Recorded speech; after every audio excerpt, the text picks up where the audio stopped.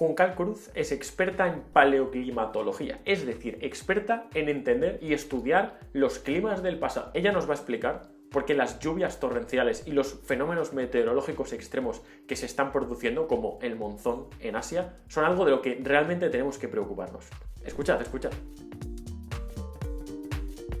Gracias, Eduardo, por la presentación. Bueno, creo que todos cuando oímos la palabra monzón solemos pensar casi siempre en lluvias torrenciales que se producen en Asia.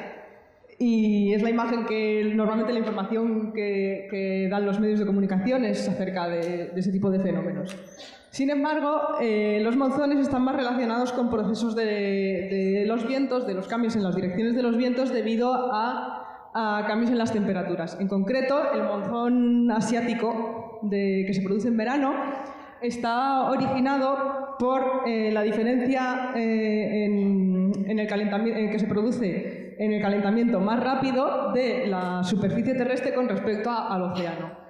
¿Eso qué produce? Que genera que la superficie terrestre se caliente más rápido, generando que el aire se caliente y ascienda más rápidamente, generando una zona de bajas presiones.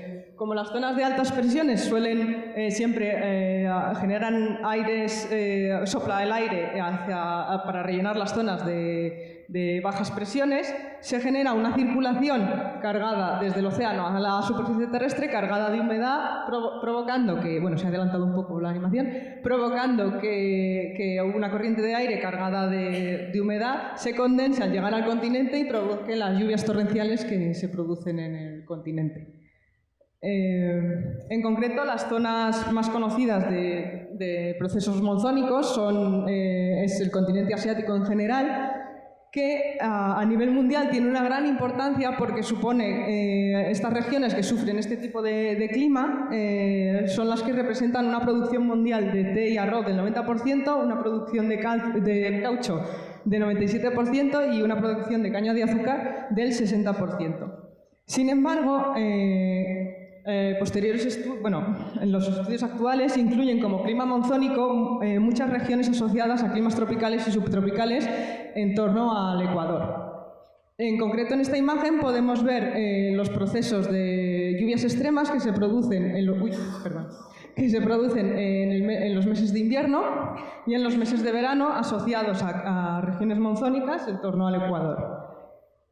¿Y por qué se produce esta distribución en torno al Ecuador de estas regiones monzónicas? Pues es debido a la circulación atmosférica terrestre global, que responde a cómo se calientan los vientos en superficie y a la rotación de la Tierra, cómo se produce. Esto hace que el sistema busque un equilibrio y este equilibrio produce que en la zona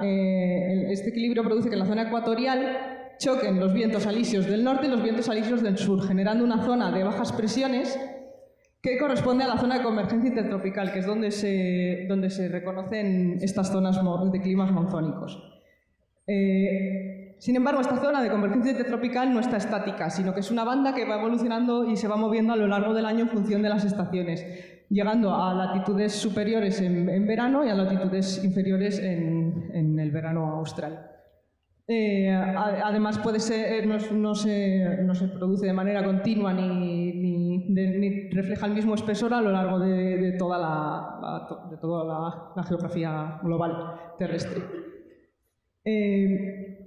En esta reconstrucción, modelo reconstruido por la Universidad de Oregón, se puede ver cómo se van moviendo las máximas precipitaciones, que son la zona azul más oscura, cómo se va moviendo de norte a sur a lo largo del año. Y esto está reflejando a la vez cómo se mueve la zona intertropical a lo largo del globo. Y entonces, ¿qué está pasando? ¿Qué estamos viendo a nivel climático? ¿Qué es lo que muestran todos los años los periódicos? Pues lo que está pasando es que esta época de monzones, la época de máximas precipitaciones, que se suele producir en el hemisferio norte en el verano, se está sufriendo un cambio de fechas. No se está produciendo cuando cabría esperar. ¿Y qué causa a la vez? Pues ¿qué se está percibiendo a la vez? pues que se están retrasando, el periodo de lluvias está empezando cada vez más tarde, lo cual está causando unas sequías extremas, y a su vez se está alargando en el tiempo, lo cual está provocando también inundaciones mucho más fuertes de las habituales. ¿Y por qué? Pues, ¿por qué se ha descubierto que está pasando esto? Pues distintos trabajos científicos, distintos grupos de investigación han detallado cómo se está produciendo el desplazamiento de la zona de convergencia intertropical. ¿Y qué está pasando? En realidad, en concreto, se está extendiendo hacia el norte esta zona de convergencia intertropical.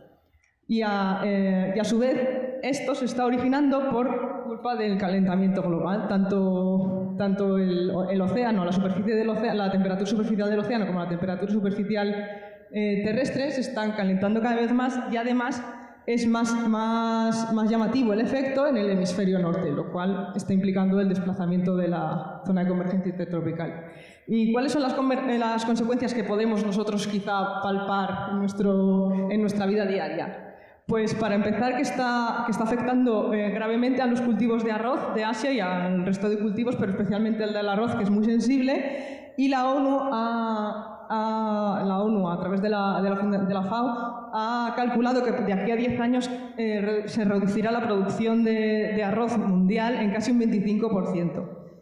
Por otro lado, también se está viendo que el número de personas desplazadas por causas climáticas está aumentando de manera muy significativa, sobre todo en la zona asiática. Y por culpa de las inundaciones se está volviendo inhabitable en muchísimas regiones. Que el panel intergubernamental de expertos del clima hace un par de meses, en su informe anual, concluyó que estas regiones concluyó en el futuro que estas regiones asiáticas están sufriendo, aunque se está debilitando las circulaciones de los vientos, al estar aumentando la superficie terrestre y a la vez estar aumentando la temperatura del océano, se está aumentando la humedad, generando más lluvias. Por lo tanto, se considera que de aquí a 10 años habrá sistemas monzónicos mucho más extensos, tanto en la extensión temporal como en la extensión territorial que ocupen.